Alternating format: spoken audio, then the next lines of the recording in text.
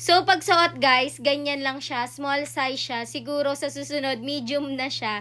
And okay, and sakto lang daw sa kanya kasi maglalagay pa naman siya ng socks. So, ganyan ang style niya guys. Hello guys, ayan, may dumating nga na parcel si Kyle at tatanungin natin siya kung ano yun dahil sobrang excited nga talaga siyang dumating yun. Kyle! Oh, ayan yung guest natin today guys. Upo ka dito. Ayan siya guys. Ano yan? Calf compression. Ayan, nakabili po pala siya dito ng calf compression, tama. Nilalagay niya to sa dito. Saan mo nilalagay to? Ayan, sorry ang ingay kasi ng goose. Goose.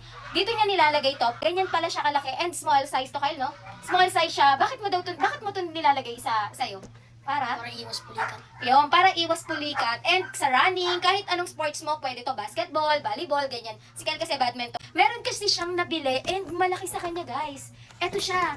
Parang ano na parang pa-leggings. Large pala to, kaya ayun. Bumili siya ulit. Ganito ni Kyle nilalagay yan, guys. Yan, ganyan.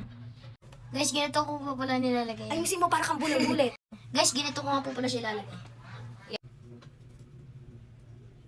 Guys, alam niyo ba, maganda to sa player na kagaya ko. O guys, hindi to pang paangas pang paano lang to sa pulikat. Dapat, kapag bibili nga kayo, ay kailangan nyo nga talaga. Para hindi nga masayang yung pinabili nyo. O guys, alam niyo na, nasa yellow basket ko na lang yan. Yun lang, thanks for watching, bye-bye.